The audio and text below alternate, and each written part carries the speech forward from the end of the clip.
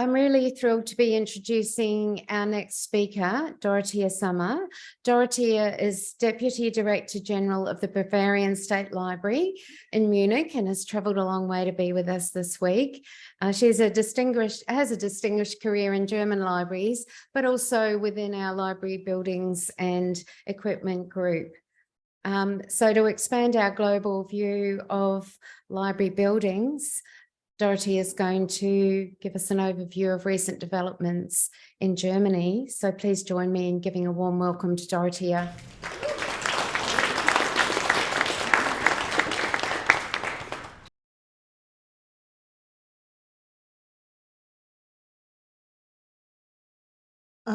Yes, good morning.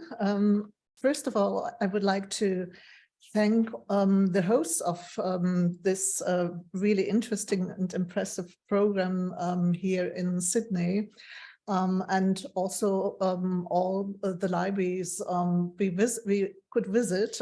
So we really had a wealth of impressions, and I enjoyed very much my stay here in Australia. It's my first time, actually. So I'm very pleased and delighted to have the opportunity here in Sydney to give you a brief snapshot on recent developments in German architecture. And I will point to some trends that apply to different building designs, such as new library buildings, as well as buildings that are adjusted, newly trimmed and redesigned, as well as different types of libraries. As we all know, libraries and their design still matter. Libraries are central spaces, both for the urban and research communities, as well as for the digital society. They provide at the same time storage and access for printed media and platforms for digital resources, and the explorative use of digital services and tools. A particular challenge is the creation of specialized and individual learning spaces. The challenge is to develop intelligent and flexible concepts for library spaces, as well as for virtual rooms that will work for an academic library, for research and teaching, for specialized libraries, as well as for public libraries. So here you see the institution I come from in Munich, in Bavaria. We will turn to this at the very end of my presentation. For the beginning, I would like to focus a bit on the status quo in Germany. There's a short framework within which library architecture is developed at present. Without a doubt, the COVID pandemic, and for a good year now, the Ukraine war with the threat of energy shortages in Europe, have led to inflation, as well as high energy and building prices and severe supply difficulties. Building materials are actually traded now at daily prices, and it has become very difficult to make calculations. So there is only, apart from that, also we have a demographic change to be observed, and also a shortage of skilled workers. So that may be different in Australia, but that's the case in Germany now. What concerns us all, I think, is the climate crisis that requires urgent action and also influences the way library buildings are planned and built today. The state of Bavaria, where I work, is therefore trying to respond to these difficult conditions with greater flexibility. On the one hand, attention is being paid to sustainability and the achievement of climate goals. And this goes hand in hand with the consideration on how to become as self-sufficient as possible in energy supply. As is well known, the UN 2030 sustainability goals and the German, the Green Deals of the EU 2021 envisage halving the CO2 emissions by 2030 and becoming climate neutral by 2045. And Bavaria has this goal to become climate neutral in 2040. In Germany, the construction industry contributed about 6% to the overall economic development in 2021. and head of the key sectors of mechanical engineering and chemicals. A major cost driver in construction is also standardization. And there are over 3,700 DIN standards for building in Germany, some of which even act as a barrier to buildings and restrict the freedom of planning for innovative processes and concepts. So the Bavarian Chamber of Architects therefore introduced a resolution at the federal level last year to enable the introduction of a new building type, which is called E. E stands for easy, for simple construction for all building classes.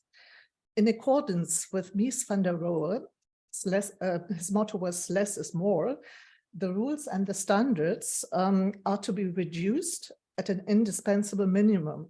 This means, however, that the protective goal of the building regulations, which exist separately in each federal state, are non-negotiable. Stability, fire protection, healthy living conditions, and environmental protection. So the Federal Chamber of Architects has unanimously endorsed this Bavarian initiative, and the Federal Chamber of Engineers has voted similarly. So let's come to the libraries. Many university libraries in Germany, so I will start with the centralization with the academic sector, centralization of branch libraries, and creation of campus libraries. We have seen a development within the last, let's say, 20 years that many university libraries in Germany have invested considerable financial means into upgrading of their infrastructure in the building. This includes in particular the library systems in rather large universities with a historically grown structure. So the respective buildings were originally spread throughout the cities rather than being concentrated in a campus situation. Library systems such as the Goethe-Universität in Frankfurt, at the Freie Universität Berlin, at the University Library in Heidelberg, or the library system of the Ludwig-Maximilians-Universität in Munich, meanwhile look back at very long-term centralization processes. And I have brought you the example of the Goethe-Universität in Frankfurt am Main, where we have really, a very large university library system. Here, there were about 150 libraries merged and transferred into a new library building alongside with the campus creations, according to the subjects. On the Western campus, the new building of the Library for Linguistics and Cultural Studies, which you see here in the complex, marks actually the completion of a campus development that began with the conversion of the famous Pölzig building, formerly IG Farben, into a branch library for the humanities in 2001. Here you have the Pölzig building. It actually dates back to the beginning of the 1930s, and Hans Pölzig implemented here his architectural principles of a new objectivity in an impressive manner. And the new buildings on this campus, of course, try to cite and refer to this original Pölzig building.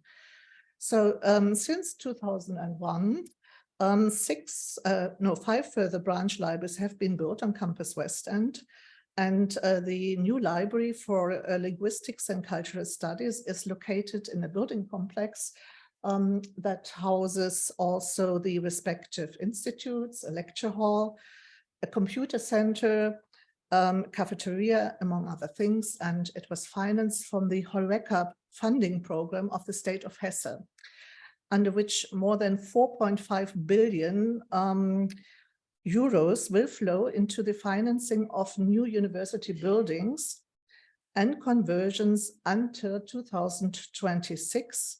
And altogether, this building cost about 123 million euros. So the library was opened in 2022 after 4 years of construction, and it has a surface of about 20,000 square meters. It was planned and executed by an architectural office based in Hamburg, And for the new building, you can see that you have the facades similar to the Pölzig building, but you also have a green roof. And that is really important for the climate regulation in big cities.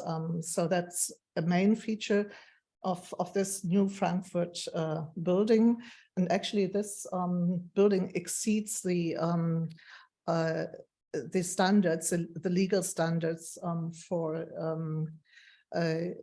the sustainability. So I have come now to have an interior view and some figures. And I will now point to another example. We come now to the city of Hesse. Essen is situated in the state of North Rhine-Westphalia. And here we have the Folkwang University, which was the building was created by the architect Max Dudler. Max Dudler made his name with various library buildings in Germany and in the German-speaking countries. Maybe you've heard of the Grimm Zentrum in Berlin, and he is also currently building the Library of the Bundesrat. He has built in 2012 the Folkwang University Library, and Folkwang has a name actually is synonymous for teaching, studying and producing art for more than about 90 years. And it is actually a central training center and the only one in the state of North Rhine-Westphalia for music, theater, dance, design and academic studies. And it has been bringing various disciplines and art forms together under one roof since 1927. And this is all based on the Folkwang idea of an interdisciplinary cooperation between the arts. And so a famous graduate of Folkwang University is the dancer and choreographer Pina Bausch, so quite famous in Germany.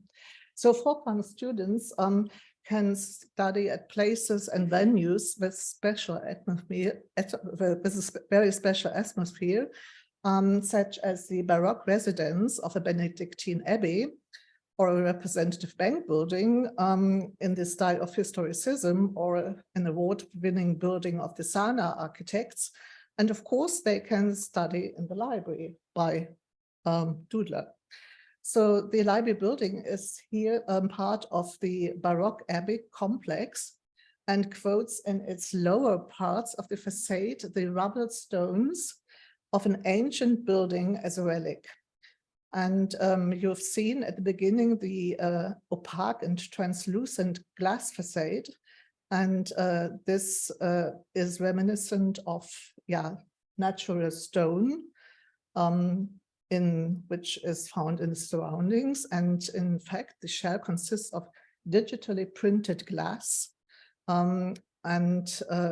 It shows the different motifs of this stone design. So in the structural design, attention was also paid to the energy values in the division of the glass facade. The south facade has double insulating glass with solar protection, while other sides have double glazing with thermal protection. So here you have again view on the glass. And it is Max Dudler, but he constructs very geometric buildings. That's a special feature of him. And the idea of this building was actually that of a jewel box. So the outer shell protects the valuable inside core. Inside, you will also have a reading room with several spaces, and all the furniture was also done by Dudler. So in this library, which is specialized in music, there are several collections merged, which were formerly concentrated in various points in the city of Essen and the surroundings. This building was awarded the Architecture Prize of the state of North Rhine-Westphalia in 2015. Next, I would like to show you an interesting example of a public library, which was completed in 2017. It is a public library of the town of Heidenheim in the state Baden-Württemberg. Again, it is a building designed by Dudler. In 2019, it was awarded the International Architecture Award of the Athenaeum Chicago, the Museum of Architecture and Design. It also received a recognition at the German Architecture Award. The new building was constructed on a former prison site at the interface between the historic city center and, on the other hand, a region with a post-war development. So as a structural link, the library building has the task of mediating between these two parts of the city. And the structure itself is over 110 meters long and houses an integrative cafe and event hall, a media center open to the public, and of course, the Heidenheim City Archive and the library. And in its contours, it actually resembles a city facade with some smaller houses. So you see also the sand-colored facade. This is also a quote, it is related actually to Hellenstein Castle, which is also seen on the picture above. That's an old Staufer castle dating back to the 12th century that rises above the town. So the library is thus designed as an identity-forming public space. So inside the multifunctional building, it is executed to a topology of lanes, square, and promenade. And the library is situated in the second floor. It has elevated reading rooms that alternate with low cabinets. And the varied sequence of space can be experienced at a glance via the internal promenade that runs really the entire length of the building and that connects all 5 reading rooms. And it has also 2 roof terraces cut into the building volume, which invite readers to read outside if the weather is fine. In Germany, the weather can be quite cold in winter, but in summer you can go out. So all furnitures were also designed by Max Dudler, and in addition to the predominant white and honey-colored oak veneer, you can also see the work tables with natural light and furniture. So here's some figures for this library on some building information. And now I come to a small library, but it is actually a UNESCO World Heritage Site that played a special role in the year 2017 because of the anniversary of the Reformation. It is Wittenberg Castle, built in 1489, located in the immediate vicinity of the castle church, where Martin Luther is said to have posted his 95 Theses. And some of you will know Wittenberg as a place where Shakespeare's fictive hero Hamlet has studied. So to mark the 500 years of anniversary of the Reformation, which was really a big event in Germany, Wittenberg Castle, of which of course only remnants remained, was extensively renovated and extended. And this was done by an architectural office, which is situated in Berlin.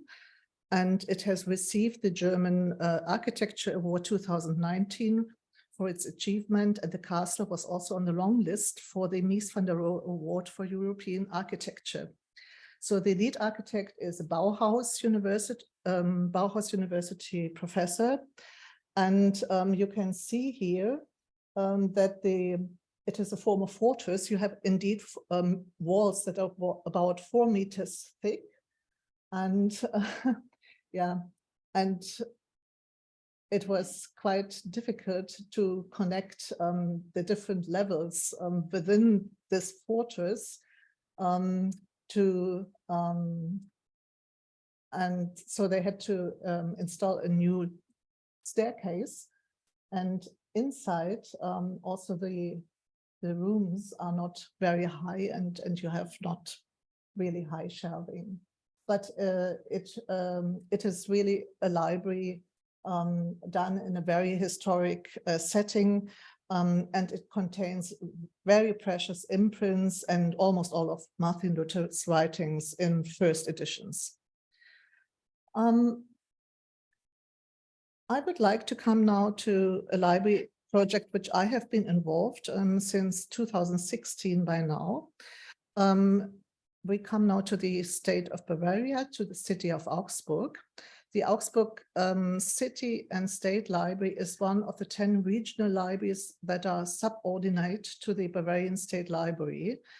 And Augsburg City Library is actually one of the oldest German civic libraries. It was founded in 1537 during the Reformation, and it will soon receive an extension. So at present, it is actually housed in a veritable 19th century palace of books. And like many 19th century libraries, its viability in the 21st century was in doubt as costs of maintenance and renewal escalated, and the role of the library was questioned. So now planning and construction is underway for the building's renovation and extension to ensure the preservation and appropriate presentation of the valuable collections of this library. And I must say the task of renewal has really many aspects.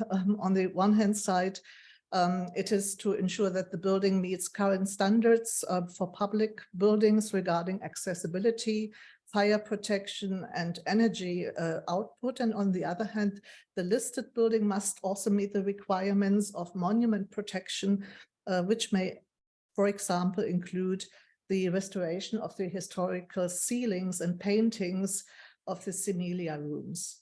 So furthermore, this library, of course, needs additional storage space, and all this had to be taken into consideration.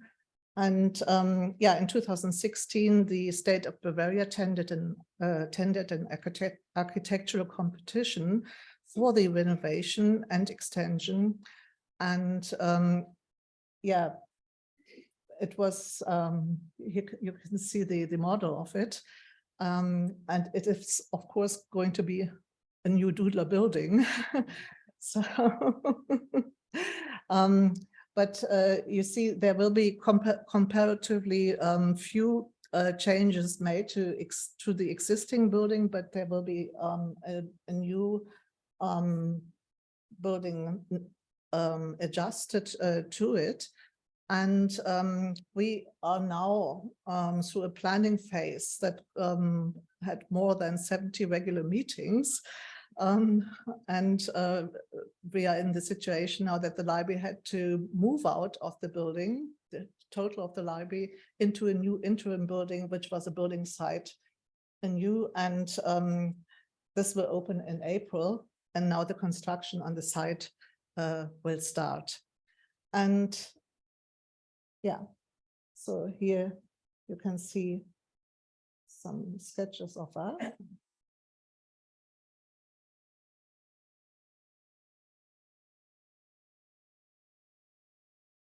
This is the new entrance on the building at the back. And in connection with the ongoing construction work, I would like to report on a development that shows how the idea of sustainability in the form of building material and recycling this plays a special role in this project. So we do have, this is also the planned interior, we do have an a building adjacent to the old building, which belongs back to the 1950s. And according to the new plans, this building had to be pulled down. So that's the building of the 1950s. Just, yeah, not very imaginative and creative. So these architecture students from the University of Applied Sciences in Augsburg and the Augsburg building authorities carried out a transfer project.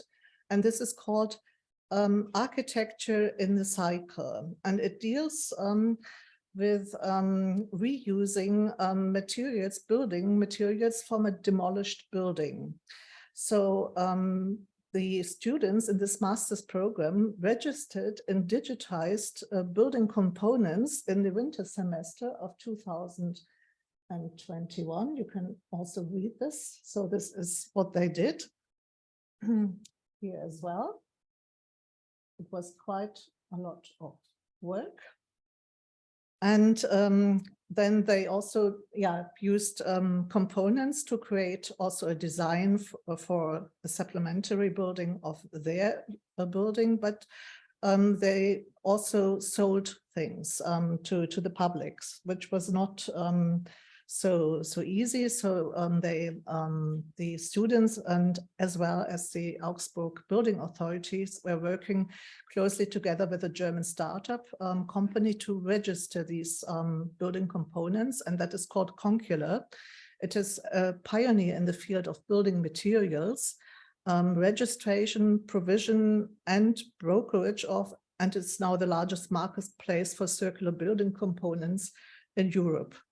So in Augsburg, they registered it took about 6 to 12 months to register these things. And as a result, 288 components found actually a second life in this way. And around 80 tons of CO2 were saved. And behind every component, there's a story that you can actually listen to. I can't tell you all the stories today, but there's one case when a family from Bavaria just screws the fire escape of the building in Augsburg and transported that back to their farm. And now they can reuse it, and they're really glad that they can take it. So. And also they use the fabrics of the curtains in the library and sew new bags of them. So that's just an example how they dealt with things in a very imaginative way. So there's also a bit of a philosophy behind it. And the project manager stated, it is actually about moving away from an expensive to a reductive modernity. And this critically really questions our comfort demands, our urge to renew, and our idea of aesthetics. So we're all very excited about this further progress of the interesting construction project in Augsburg, which at the same time presents really very many challenges to us. So now I come back to my library, the Bavarian State Library. It is Germany's largest universal library, situated in a listed building dating back to the year 1832. And its architect, Friedrich von Gärtner, has designed here one of the largest bare brick buildings in Germany. And originally it was the court library of the Bavarian kings, and it was executed in a style of a Renaissance palace. So the building was partly destroyed during the Second World War, and it received an extension in 1966. And here you have a look at our great reading room. We have a range of reading rooms, but this is the large general reading room. And the new reading room is actually in some sort of contrast to the facade of Gärtner's building. However, the transition between the old and the new building is hardly noticeable when you move within. So you can perhaps imagine that the requirements for the ongoing maintenance of the building, as well as the ever necessary modernization of the facility, is like a cathedral construction site that never ends. So there are some points which are of special concern to us. That is, furnishing of reading rooms and spaces. We try to improve our research environment for manuscripts. We have very precious manuscripts in Cunabler collections. We do improve our office spaces. Storage is still an ongoing problem because we still collect every year about 130,000 printed and physical items. So, so here you have a view of the renovated reading room for East European, Oriental, and Asian studies. When we did this, we also thought of colors, of course, and fabrics, and we also tried to insert a space which is rather situated in the ground when you enter the building, which allows for more leisurely reading and so on. But the fabrics that are used here consist of felt, and we also use wood. You can see this also in the cafeteria. This was recently redesigned by two young architects, and they really had difficulties because we had have these strict forms in the buildings and these very expensive materials. So you have the marble columns and so on, and they wanted to add something new.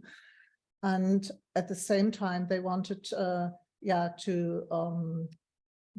to create a reference to the surroundings. And so perhaps, you know, Bavaria is famous for beer gardens and so on. So you see also the wood here and the leather cushions that they tried when they developed the furniture here.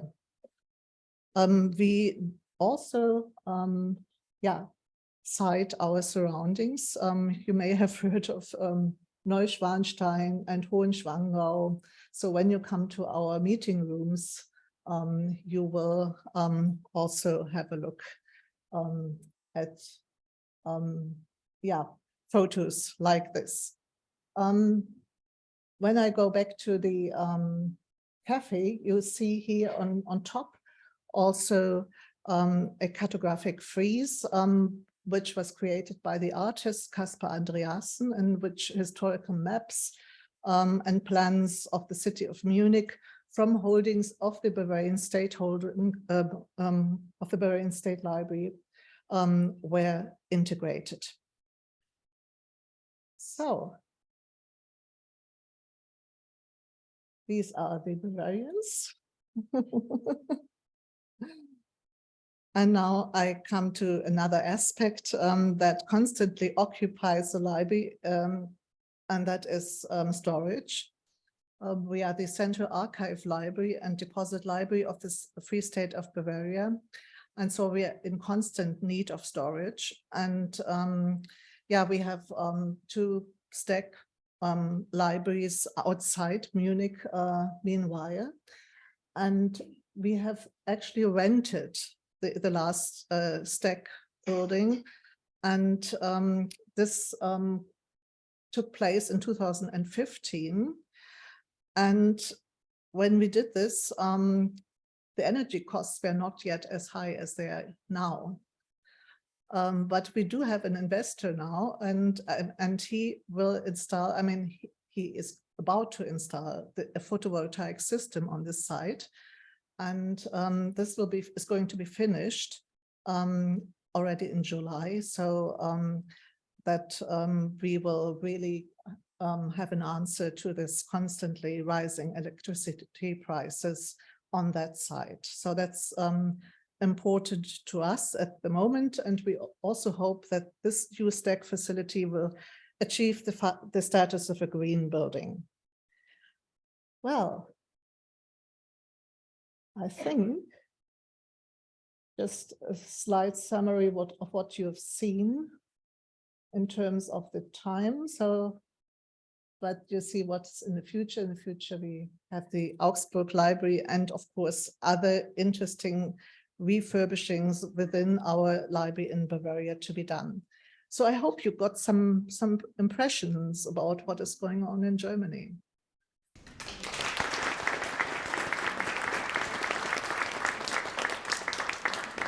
Thank you so much, Dorothea, for showing us some absolutely gorgeous German libraries, but with such thoughtful analysis of the challenges and the developments. I know I want to go and see them, and I'm sure you do too. Just before I introduce our next speaker, could I please alert you to our IFLA Library Buildings Twitter tag, hashtag IFLA Build 2023, so IFLA BUILD 2023, and you'll see our marvelous information coordinator Carl has been tweeting to that, or maybe it's you, Kat, but we have wonderful people here who are promoting what's happening today. Thank you. I'd now like to introduce our next speaker, Foster Zhang. Foster is the librarian at the Hong Kong University of Science and Technology. So Foster's going to be talking to us about recent developments in China with Chris Hardy from Schmidt Hammer-Larsen and Perkins and Will, who's presenting a video on libraries and transformation, Shanghai Library East, as a video within this joint presentation. So please welcome Foster in person along with Chris Hardy. Thank you.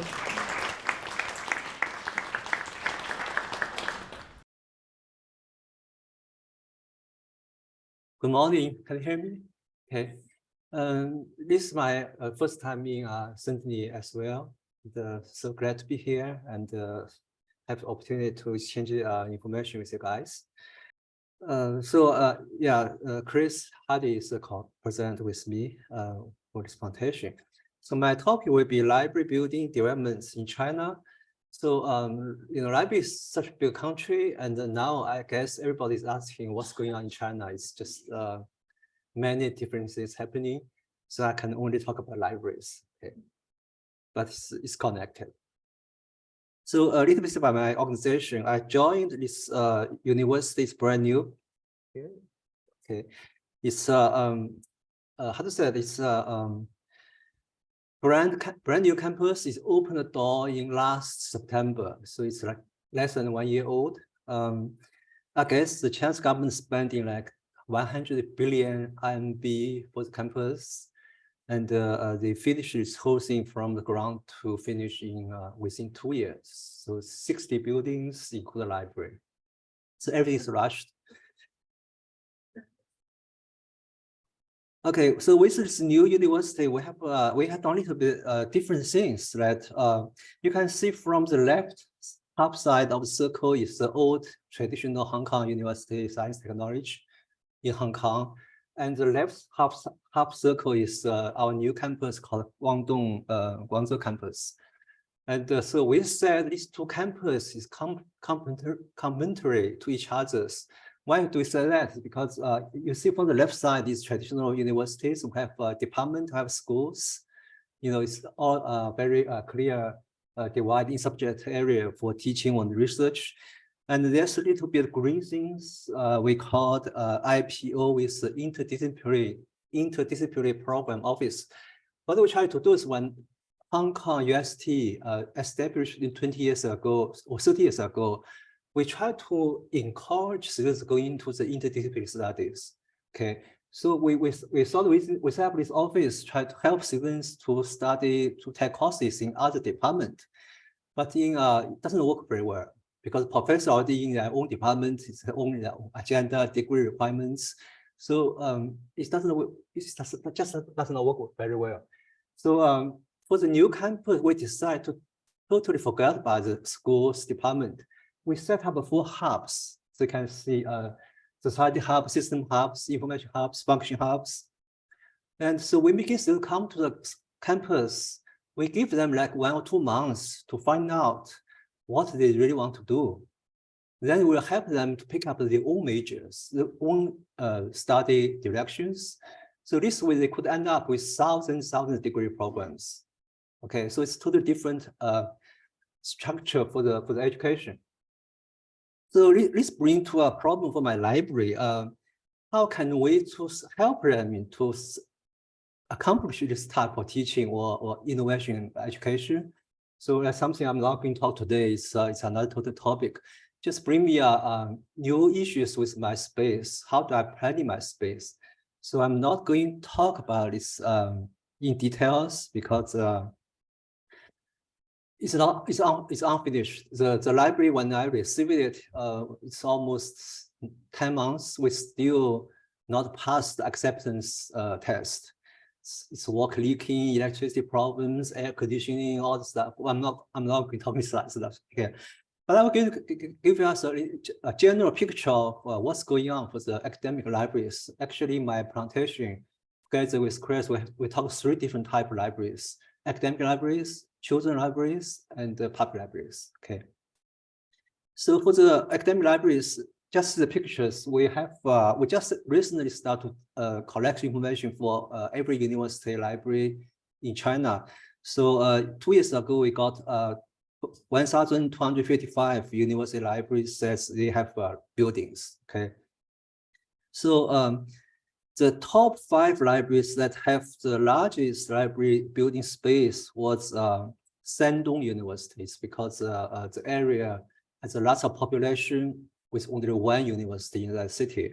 So they got like 130,000 square feet for the library. Is huge. So the next one is Sun Yat-sen University in Guangzhou. It's a famous old library. I mean, old university. So Sun Yat-sen is the name of the father of Republic of China. So he did good thing to revolution, to making China goes to modernization phase. So the other one is South China Normal University and the Jilin University and the Xiamen University. So they all is top 5 big libraries. So another thing is that sometimes the space is associated with the student population. The MOE, Ministry of Education, has decided the library has to provide seating for 1/4 of the student population. So that's associated with the calculation space. Just last year, 2021, sorry, 2 years ago, we find out 214 university library building a new libraries. So it's like 200 new university libraries is going on, it's under construction. So the average library building space size for that new project is 20,000 square meters. Also this average. So the largest is 100,000 and 102,000 square meters for the library of Oceania University of China. So it's also in the last year, we have another biggest library is building up. So the average square meter of the library building space is kept 20,000 since 2006. So the average space is stay consistent. So I thought I'd give you a number one. Let's finish.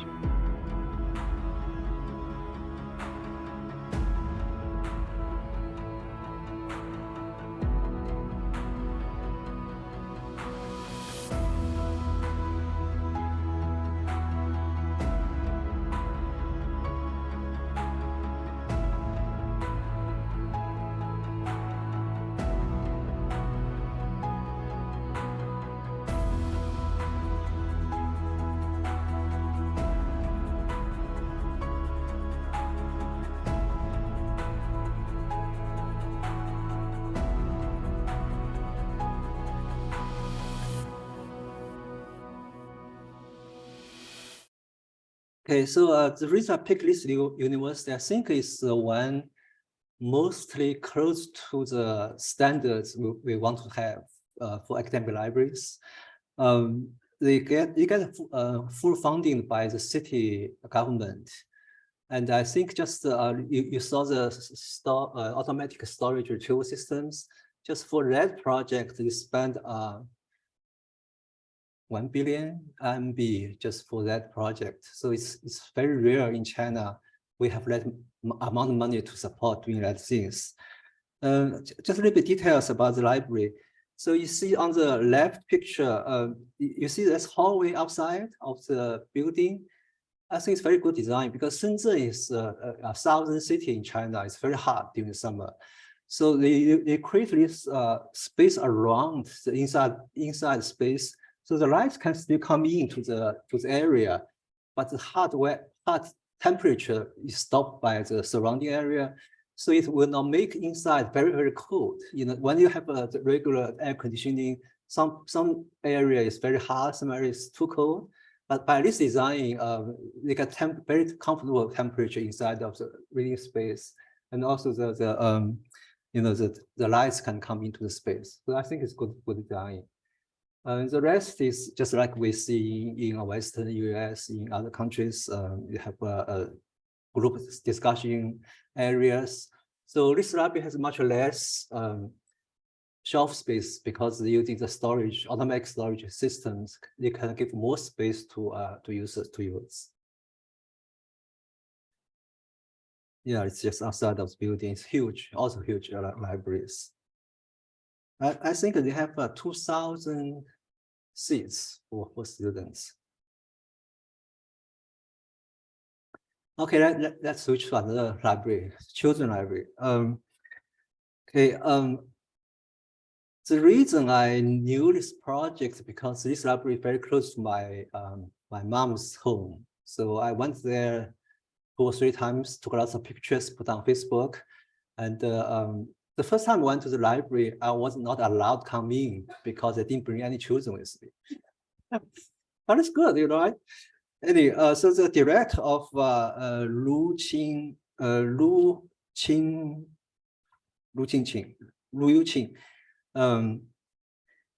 she is very nice, writing notes for me. So I have to read her notes. He really do lots of research, puts lots of thinking into this project.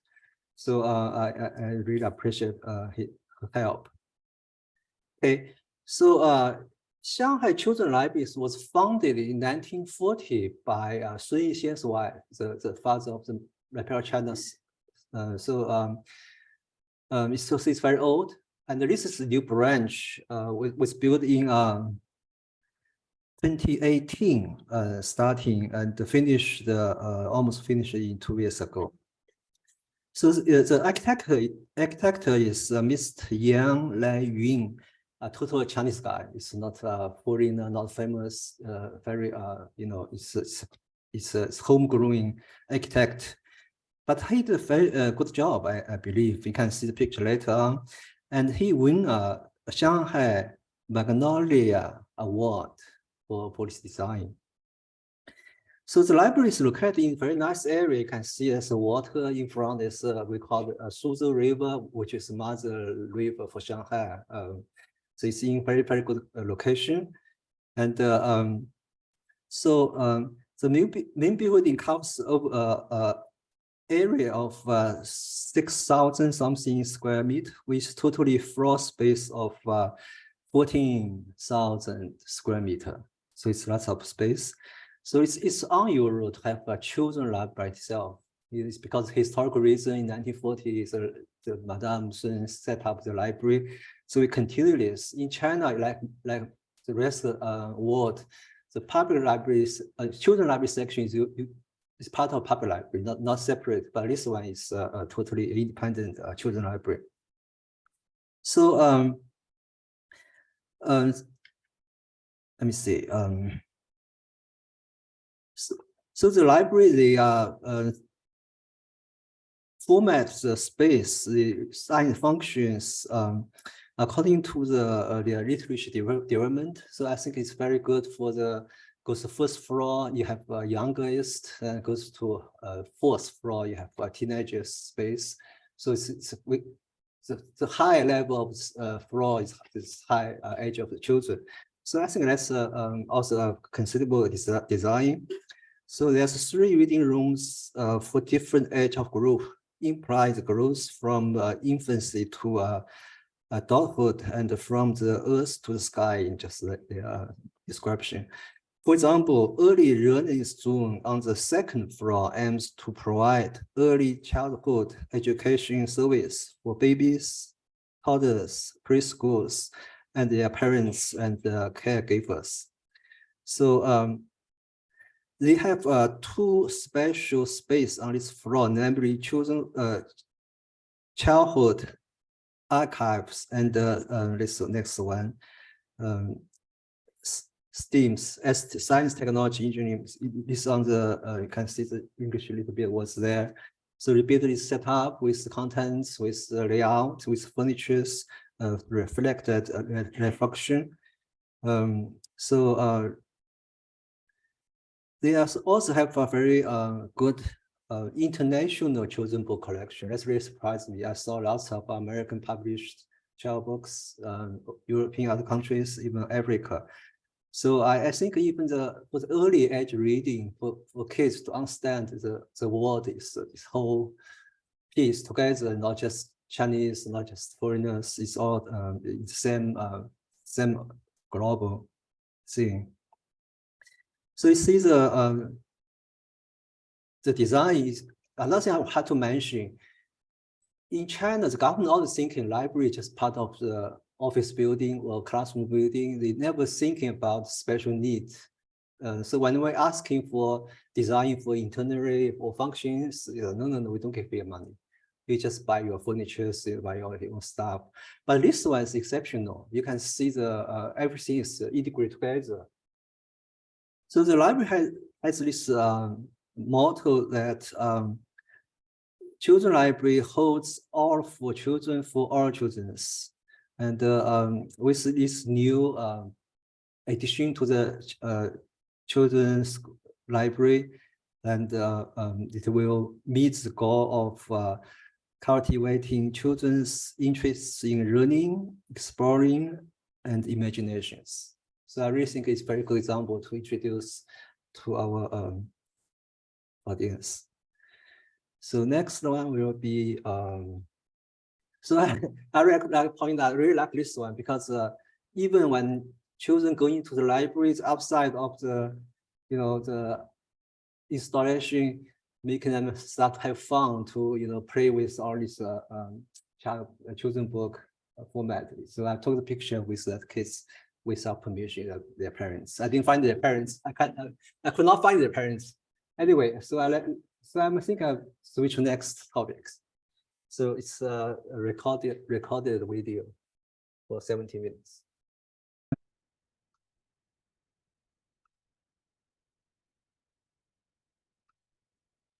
Hello, everyone. My name is Chris Hardy, and I have been an architect for over 20 years, and I love libraries.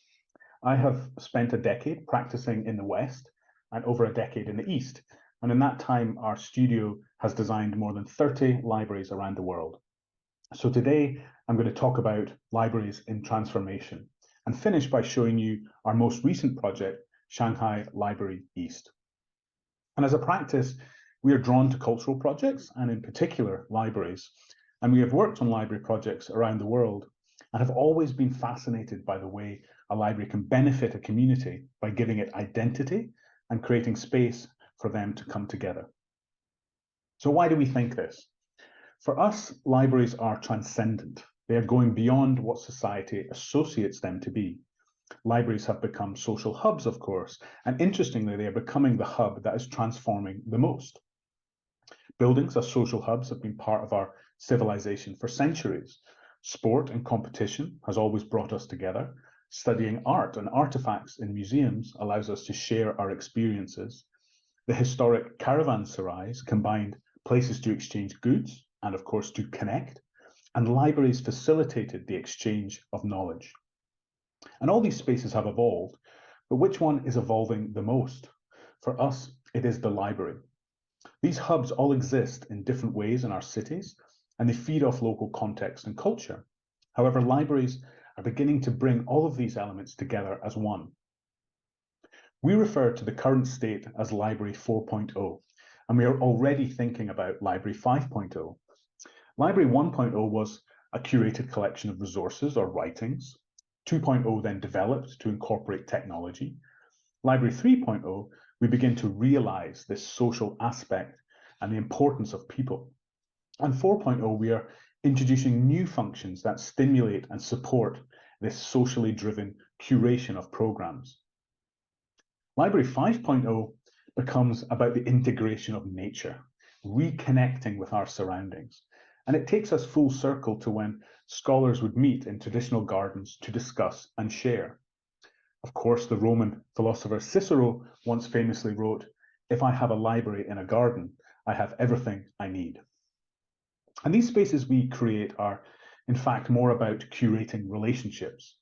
And libraries curate our relationship with people and place as we consume knowledge, entertainment, and experience. We are strengthening the relationship with everyone around us. Here in our Ningbo Library project, the spatial layout of the library is driven by space for social interaction. And libraries provide what we call cultural refuge. They are a representation of us. They're a container for the things that define us and make sense of our place in the world. Our Christchurch Library in New Zealand, shown here, was the first public building built in the downtown after the city was devastated by the earthquakes. Libraries play an important role in civic empowerment. These spaces do this by providing open access and opportunities outside of the formal paths of education, because as a society, no one should be left behind. This is our Dock One Library in Aarhus, where the combination of a hyper-flexible space and a feeling of community makes a library the perfect backdrop for a public government debate. And libraries ultimately have the potential to elevate individuals as well as societies, and at best they do that by appealing to all facets of our lives. This is a wedding ceremony taking place in our Halifax Central Library in Nova Scotia, Canada. And our libraries are focused on the fundamentals of being human individuals and as a collective. Libraries are true public spaces and they are made for us. Now, there are many topics that preoccupy our thinking about libraries, and I want to touch on 3 topics that are part of the strategies we use and frequently discuss. And these are some of the approaches we think are fundamental to the transformation of libraries. And the first is this phrase, collection to connection. The focus of a library will become less focused on the collection it holds and increasingly more on its ability to bring people together. And the first library our studio ever designed, well over 20 years ago now, the Royal Library in Copenhagen, known as the Black Diamond, it started from that very premise of connection. How could a library become a catalyst to reconnect both with the city, but to bring people together? And it did this in a very direct way by opening itself to the city and revitalizing the former dock area of Copenhagen. And for us, libraries, they need a point of focus. They need spatial moves that focus on bringing us all together and uniting us with our context and our community. And in Halifax, Nova Scotia, we did this in a number of ways. Firstly, with the idea of co-creation. So if we were creating something for the community, then the community should be involved in its creation. And the design was the result of intensive public consultation, 6 large meetings of 300 plus people over 6 months. And the outcome sort of reaffirmed our belief in this idea of connection. And the spaces created were what the community asked for. They wanted the architecture and the space to celebrate their desire to be together, and that the library as a building would do this. The next way of thinking that preoccupies us is the concept of openness and transparency, and the idea spatially of a library as an open marketplace. And in 2006, when we completed this city library in Halmstad, Sweden, it was placed in a city park, and the project curved and engaged with the park itself, as well as even expanding out into the river, becoming physically engaged with the heart of the city. But the organization was thought of as a singular open marketplace, a covered urban square that was free of division and hierarchy and open to all.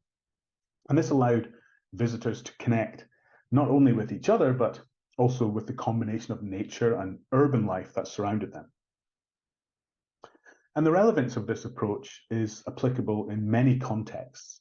Here in Ningbo, China, one of the largest port cities in China, the library was essentially a catalyst for a newly developed part of the city. And like Halmstad Library, the defining organization was all about openness and transparency. So placing the most popular collections, exhibitions, and resources on a single floor and allowing visitors to explore and enjoy the serendipity of that chance encounter or experience. And from the open marketplace, the central space that brings people up through the building is seen as a book stack for people. And this space becomes a container for people rather than a container for books, sort of collecting and connecting visitors as they enjoy solitude, but also connection. And despite what many believe post-pandemic, as people and human beings, we want to be together. It's in our DNA. And the final topic we often talk about is cultural representation, how the symbolism of a library can help in highlighting its importance in a community. And at Dock One in Aarhus, representing the culture of the city is combined with reaching out to the world beyond the city. So from a local cultural perspective, the library becomes that hub for gatherings and celebrations as a collective. And likewise, it's a contemplative and personal reconnection with your own city. Now, through artistic representations of the growth of the community, through even the birth of a child, where the art installation entitled Gong becomes like a clock that chimes every time a baby is born in Aarhus, allowing new parents this direct connection with their community at such a life-changing moment in their lives. And when you take this idea to other parts of the world and other cultures, this topic of cultural representation is, of course, just as relevant. So here in Christchurch, New Zealand, we designed the new library there as a marker for the rebirth of the city and the community. And through discussion with the community, we began to understand their cultural representation, the importance of cultural references such as the pataka, a storehouse used in Maori culture that protected valuable possessions, understanding the tamoka or Maori tattoo, the connection with the landscape that surrounds the city, and of course, the desire to reconnect with a brighter future from a city devastated by the earthquake.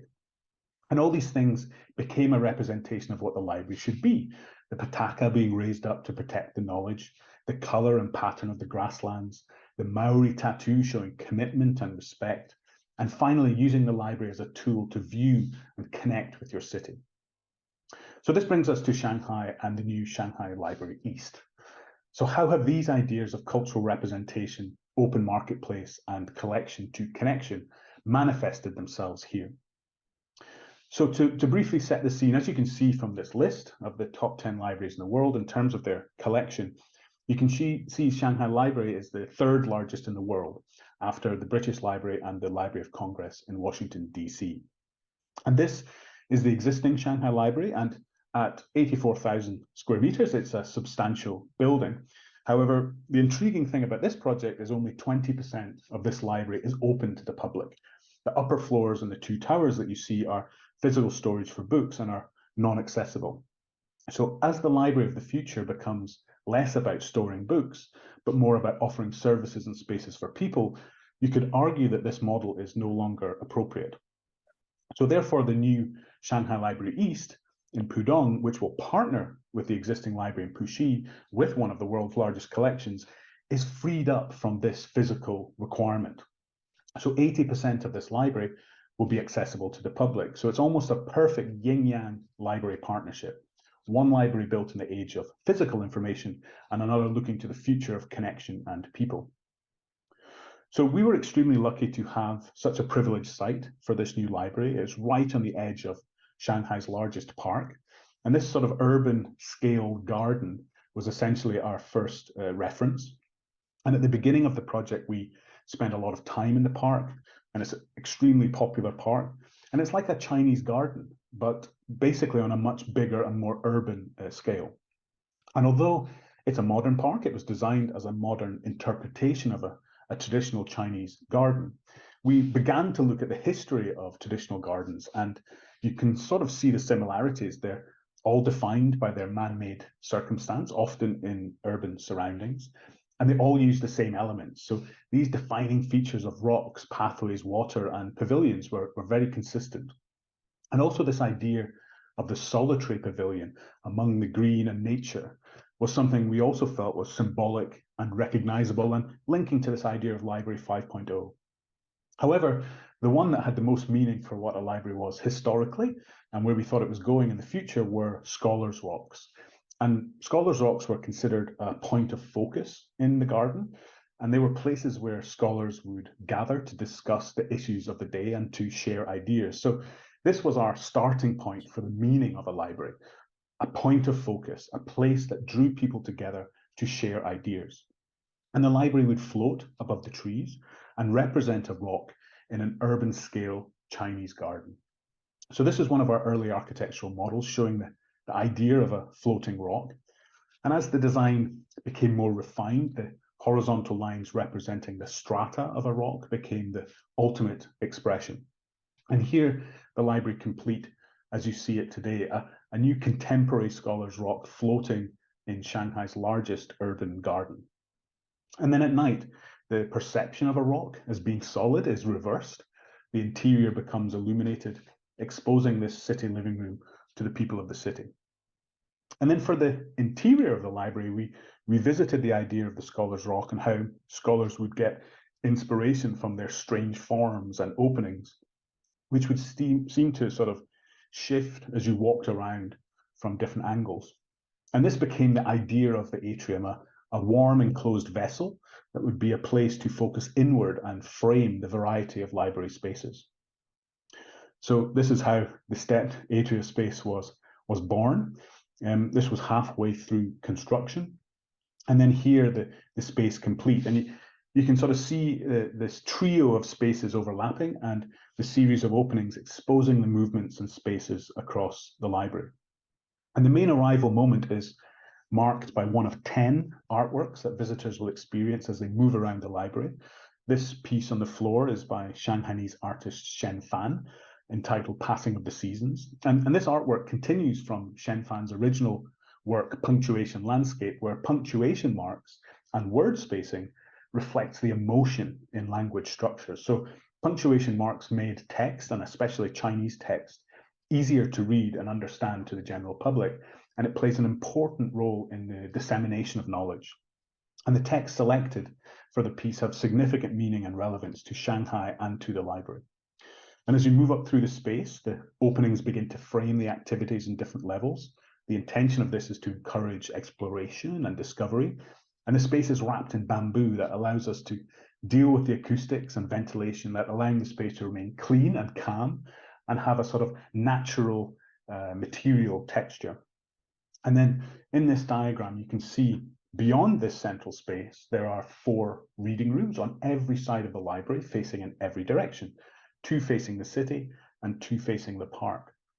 And these spaces become about connecting you to your context and your city, giving users the chance to read, relax, and meet with the backdrop of the trees and nature. And in this space, art continues to make an important link to place, with Chinese and international artist Xu Bing's artwork, an installation called Living Word.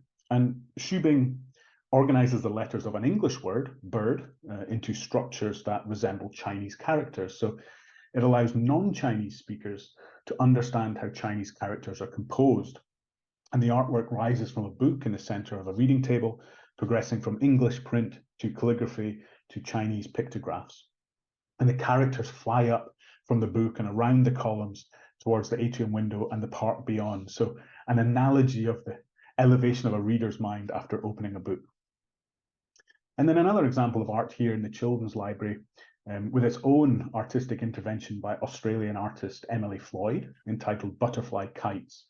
And these were inspired by Shanghai's history and reputation for traditional graphic novels. And the butterfly kite is a recurring motif in these novels. So the material palette we use in the library is deliberately subtle and quiet, and creating a calm backdrop for the activities, the programs, and the movement of people. But we also play with color, using bold, simple moments of color to emphasize programs and define the spaces.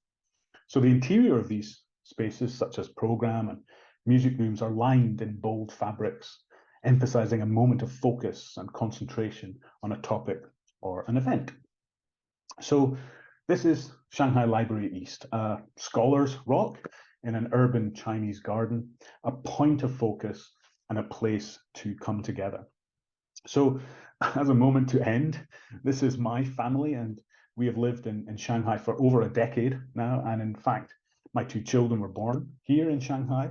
So this is their home too. So for the first time in my career, I've designed a library that also not only the public, but my family can also become a part of. So thank you, enjoy the rest of your conference, and thank you for listening.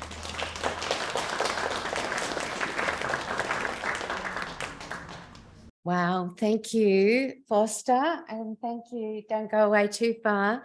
Thank you, Foster, and thank you, Chris. We've seen some amazing libraries in your presentation. I love Chris's concept of containers for people. We will pass on our thanks to Chris on behalf of you all after the event, but Foster, I would very much like to thank you on behalf of everyone here. Again, like Dorothea, for travelling so far and coming to Sydney for the first time to share your expansive knowledge of libraries in China and to give us such an amazing overview. I think it would be fair to say we're all blown away by the scope of the projects that you've showcased from China. So thank you very much. Before we break for lunch, we've got a few moments for a couple of questions. So if you would like to think about your questions while I invite Dorothea and Foster to come back up the front, please. Thank you. So I've got a question. I've got a question for you, Dorothea. I was interested to hear that there seems to be lots of issues with actually the materials and getting the materials in Germany at the moment. It sounds like it's a bit of a worldwide phenomenon. I know we're struggling with building projects here and materials. How much impact do you think that's having on library projects? Yes, I think that will have an impact on library projects, on any building projects. I hope that the situation will improve, but I think that the financing might rise if you do not get the materials just in time, and also the length of construction time. So, and that is really a major impact that can occur. Yeah, it's fascinating because what we find in getting together in our IFLA groups is the commonality of problems around the world, and they just seem to be finding a lot of the same issues. And have we got any other questions from the floor, please? Yes. Hello. Just really interested from both of you that I noticed that all of your libraries still have a huge focus on print collections, and particularly from academic libraries, we're stripping out our print collections. Some libraries just recently got 4 floors of no collection and consolidated into a small ground floor. So is that because your collections are historically significant, or are your users still really using those print collections, or is it a storage space with the people around it? I mean, the collection of the Bavarian State Libraries, they date back to 1558, and so that's a grown collection, and we still buy and get lots of physical items from all around the world, not just from Germany. So we obtain books from all over the world. And at the same time, maybe I have not stressed that so much, but at the same time, the Bavarian State Library is also a very modern library. And we have lots of digitized resources and provide access to all sorts of electronic media. What really matters to us is content. And we are not really interested in the media. So if it was books, or if it is a petabyte, or if it is on the palimpsest, also we collect that, you see. And so storage, of course, matters. We are an archival library, so we have to expand the storages, but we also expand our electronic resources. We have actually the largest equipment for scanning devices and so on for all German cultural institutions. Yeah. Well, I'm working mostly with academic libraries, so we knew for engineering technology materials, it's already existing in electronic format, which is much easier to be distributed or accessed by audience. But also because higher education, we need to have a general education. We need to teach people a lot of much broad knowledge scope. So we still collect printing materials for history, for humanity, for lots of things. And sometimes the readers come to the library just broad things. They don't purposely try to find something to read. Just sit down, open a book, start to thinking about things. I think that's the most important feature of the library. It's not give you something you want, but to guide you or somehow let you to freely explore in the intellectual world. So yeah, it is difficult to buy a printing materials these days, cost, transportation, storage, all the things, but we're still doing this, yes. Thank you. We're getting very close to our lunch break. Is there any last quick question? Okay, so, oh yes, Marianne.